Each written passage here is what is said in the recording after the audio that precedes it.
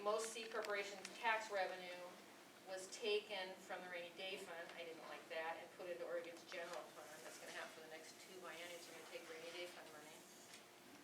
And that is to pay for the supplemental payments that they're giving for, even Mike Bellotti, who's our, Coach Bellotti, remember him, he's our highest PERS retiree.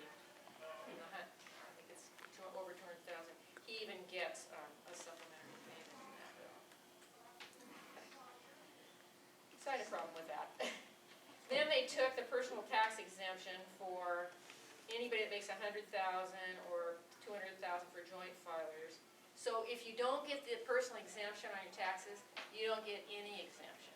So if you're 65, you used to have that box you check for being 65, you don't get that. If you're blind, you don't get it. If you have a disabled child, you used to be able to check a box, you don't get that. If your spouse is disabled, you don't get that exemption. And all your dependents, you don't get any exemption. So that, I had a problem with that. I did a press release, I tried to get that changed, but I couldn't get it changed.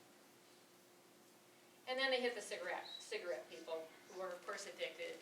And they always hit the cigarette people because they don't have a lobby and nobody stands up for them. And so now you have people that are addicted paying higher taxes.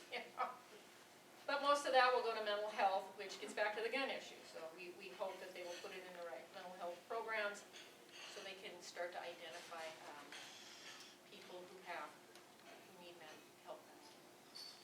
Because I always find this really fascinating that the government does so much to try to discourage people from smoking when they depend so heavily on people smoking like crazy and paying money in. It's sort of a classic example of. well, it's called a sin tax, of course. Yeah, I know. It's a sin.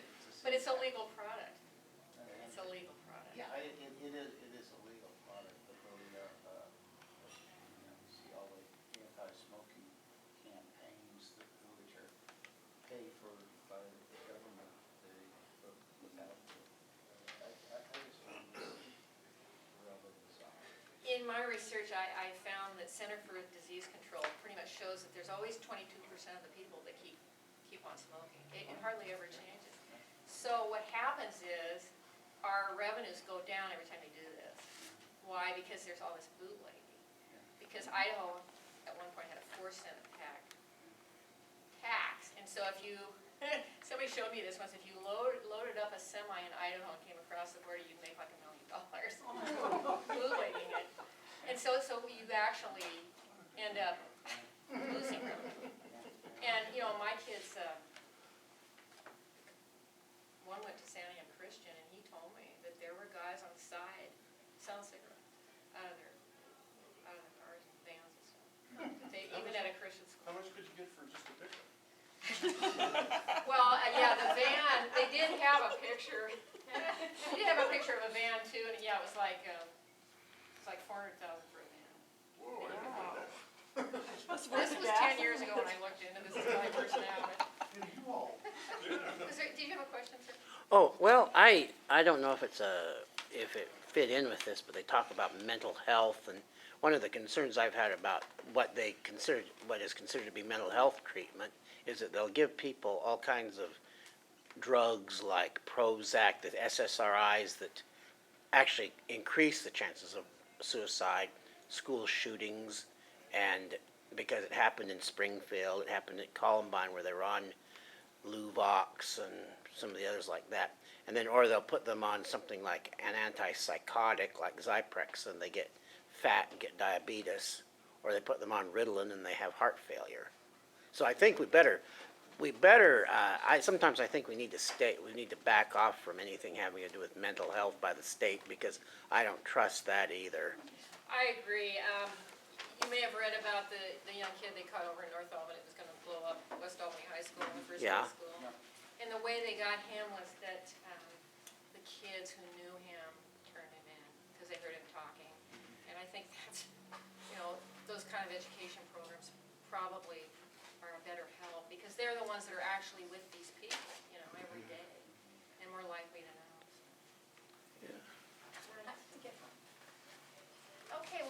have been here, and thanks for your patience.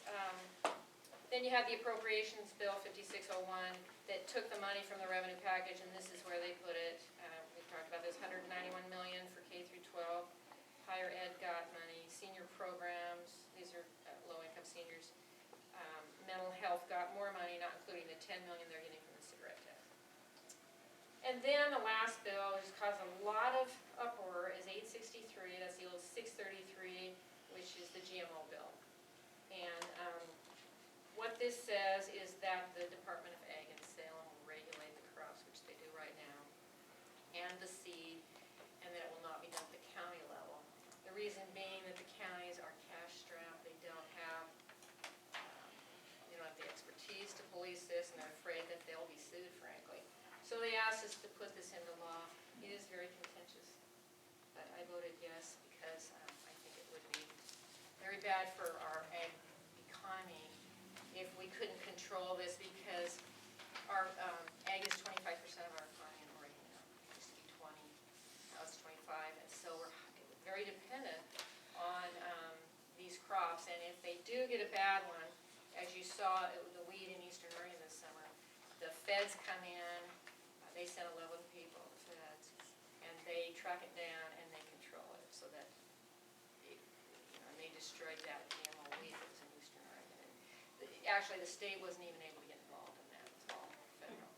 Other than the state did negotiate with Japan and Taiwan so they wouldn't embargo our wheat, which they did. They did that for a while. It was interesting. The weed is the soft weed, and these Secure Schools Act payments does everything. They just send us money. Welfare? Yeah, it's welfare. And I mean, people don't want that. They want to work, you know. Yeah. And those are good jobs. They teach good work skills. And I've had 3 of my 4 kids that worked in mills before they got their degrees. And it's tough, you know. It's swing shift, and you come home in the morning. You drive home in the morning, you know, after working all night. They're hard jobs, but they, you know, it's the work ethic, and that's a good thing. Those are the main problems I think I see. Was it in your, the community colleges, I did some work on this sort of stuff in Washington State. So it's not K through 12 anymore, it's K through 14. And I think that's very, very true. That's what we extremely supportive of community colleges. I think it's one of the more valuable things to do. And partly because those kids are there because they want to be there. That's right. And they're teaching what we had in high school, that's what I'm told. I have a friend that's a professor at, let's see, it's, I can't remember now, it's in Nebraska, Omaha, I think it's University of Omaha. Anyway, he's a chemist, and he said, we're teaching high school chemistry, that's what we're teaching, at a 4-year university. It's sad. Now, you're going to be up for re-election here? And is it Gelser that's, you're going to be your opponent? Yes. So you got a Peterson, you be gone. I'm going to try really hard. It's going to be a tough race. It's going to be a very expensive race. It'll probably be the biggest race in the state other than the governor. So, yeah, I need you all to kick in for me any way you can. If you can, you know, just little things help so much, you know. PJ does the float, you know, and getting in the parade really helps us. Because it's hard for us to get before the people unless we go door to door or send out mail pieces, which are very expensive. So things like that mean a lot to us. Events are important. You know, talking to your friends, putting us on your Facebook, all of that doesn't cost much, and it really helps us. But I Social guarantee you media. it'll be exciting, and there'll be a lot in the paper when we run. That's the way my races always are. Back to the land issue. Is there any inclination on the part of the Democrats in the legislature to push the feds to give us our land back? You know, there is. When I ran for county commission here, no one even argued with me when I would bring that up. I would look at, you know, at my opponent, and I mean, they know they're losing revenue, and they want that revenue. But but it's touchy, but, we had HJM 10, which was a House Joint Memorial that we were going to send to Congress. And Chair Rowland, who's a Democrat, chaired the committee, it was rural communities and urban economic development. And we had the votes to put that out, but our delegation said, please don't get in the way. So Walden has a bill, Whiten has a bill, and they're making headway. The bad thing about what they're doing is they're going to require a lot of that land to be taken off. It is ONC land, but they want some of it put away and locked up. So to get some harvest, we're going to have to lock up more land, and that's. I think then, we have to go past our legislators, which aren't doing the job for us, and work with the other western states. They're also trying to get federal land released. And just say, no federal land. Give it back to the states. Well, Doc Hastings in Washington, they are working with him, and he chairs that committee in the House. So, and they've been trying for years to tell you the truth. But you're right. I don't think you can take state land unless there's a vote through the legislature. I think that's in our Constitution. The feds can't do that, but they've done it. And this happened years and years ago. So, Yeah. yes. Is there any way, for example, I've been out to both Ankeny Hill National Wildlife Refuge and Finley National Wildlife Refuge, and of course they've closed it down despite the fact that normally you just go on there, there's nobody there to assist you except for a visitor center that's open part of the day. They're not even open on weekend. Is there any way that the state can get involved and put an end to that? That's a good question. I'm watching online, I'm seeing that OSU is losing research money, and it's starting to affect us. So I need to make some phone calls about that and see if anything is being done. Sometimes, and this may be a little tongue-in-cheek, sometimes I wonder what would happen if there is massive civil disobedience and people started. Well, you've heard about the World War II vets. They were there at the memorial. I can't believe that. They And just went in. They say that I heard an interesting comment. They were saying they were shutting down all non-essential things.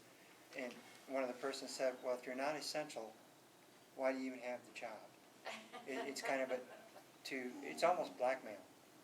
Let's get it where it hurts. Tourists who are traveling to states, they're gonna get angry because they can't go to, one of them was Wilson, or they can't go to these refuges, they can't go to the Grand Canyon. You can't go to the Grand Canyon?